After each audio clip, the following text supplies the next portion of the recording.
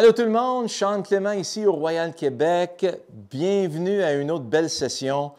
Alors, ce soir, on parle de l'angle de notre axe de rotation. Alors, je vous donne un exemple.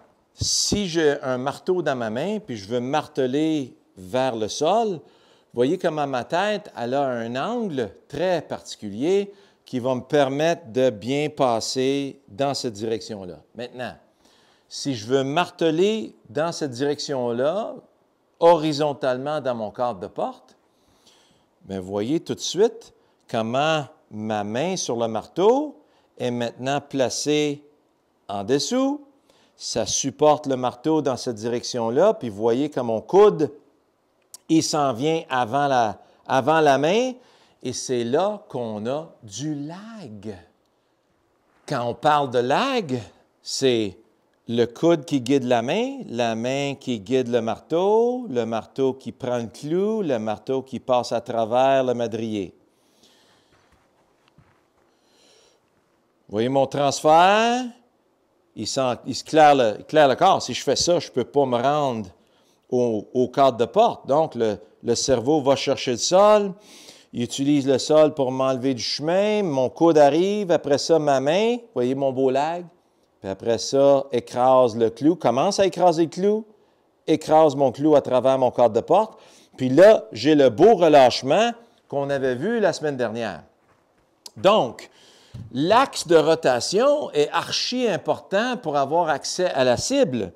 Alors, plusieurs d'entre vous, vous vous placez ici avec la tête derrière la balle, puis dans votre backswing, whoop-a-lay, la tête change complètement d'axe de rotation, et là, on se dirige vers le sol, prend des grosses galettes, puis on s'en va à gauche. Ou ben donc, il y en a d'entre vous qui essayent de lever la balle, ne réalise pas que la tête a changé d'axe, et là, on s'en va trop à droite, puis on gratte, puis on pousse, puis on fait des snap hooks. Maintenant, ce que je veux établir, c'est ma tête derrière mon cadre de porte. Si je suis trop derrière, je ne peux pas aller chercher, je vais gratter avant la balle. Si ma tête est en avant, on va avoir tendance à plonger vers le sol. Donc, je m'installe. Vous voyez comment je m'appuie contre la gauche par en arrière. Vous voyez ma tête comment elle est derrière ma balle maintenant? Là, mon chapeau, c'est là l'importance d'un bon chapeau ou d'une paire de lunettes, où est-ce que vous êtes capable de voir le frame de vos lunettes, ou une visière. Puis là, je vais incliner, regardez le pignon de mon chapeau, la palette. Vous voyez comment ma palette est derrière la balle et est inclinée par la droite. Le côté droit de la palette est plus bas que le côté gauche. Ça reste, ça reste, ça reste, ça reste. Vous voyez comment je fais le tour alentour de ma palette. Si ma palette reste ici, derrière la balle, et dans le même angle tout le long de mon élan, bien là, je vais avoir une balle qui va sortir toujours au même endroit, avec le bas point toujours au même endroit.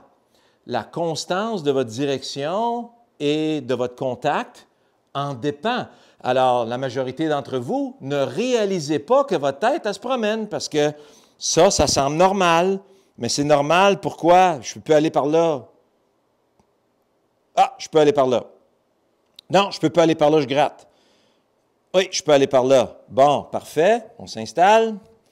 Je sens que le plus bas point est ici devant la balle. Les brins d'herbe qu'il y a ici, ça s'en va vers la cible. Oui, je peux aller par là. Oui, je peux aller par là. Là, je compresse la balle formidablement. La balle embarque sur le verre. Merci, bonjour. J'ai un excellent contact, une excellente direction. J'étais à 28 pieds de ma pin. Je vais prendre mes deux potes. Si la balle rentre avec un petit peu plus de drop, là, j'ai un beau putt pour le birdie. Alors, vous voyez que ma tête, elle n'a pas changé de positionnement.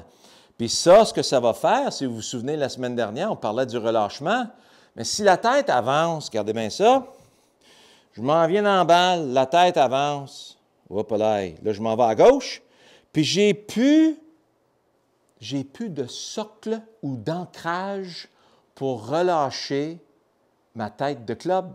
Elle ne peut plus se fermer. Alors là, je vais avoir tendance, si j'ai le malheur de relâcher, là, je m'en vais carrément à gauche, je vais tirer très loin. Puis si elle ne relâche pas, bien là, je vais la pousser à droite. Alors, je m'en vais à gauche ou à droite. Ça, c'est un golf de l'armée, ça ne marche pas. On veut celui qui s'en va vers la cible. On veut le sniper. Alors, le sniper, lui, il reste en place. Oui, je m'en vais par là. Oui, je m'en vais par là.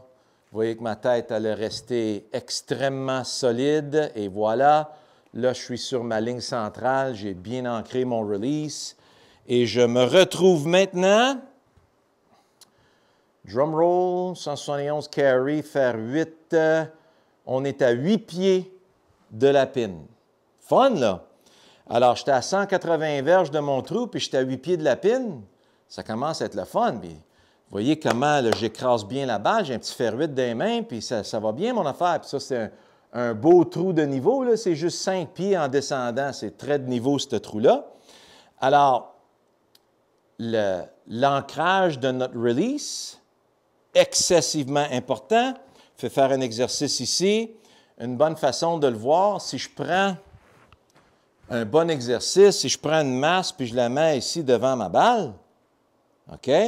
Puis là, ce que je veux faire, c'est d'écraser la balle à travers ma masse.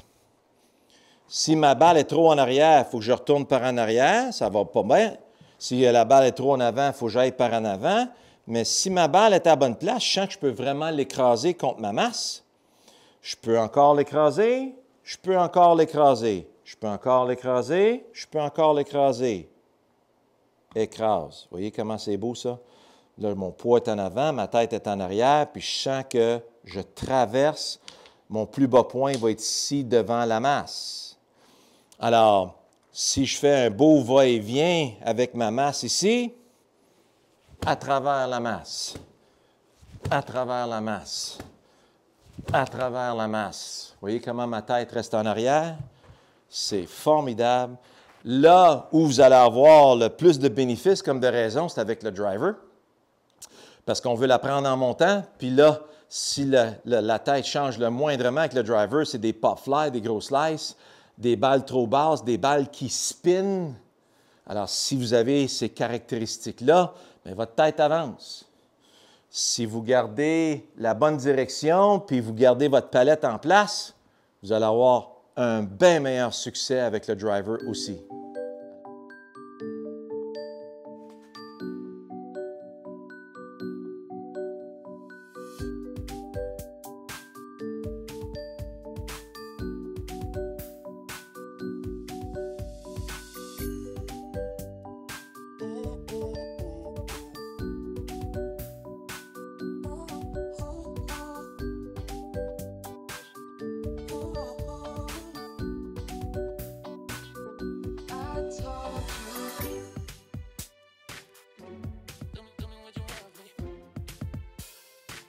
À la prochaine!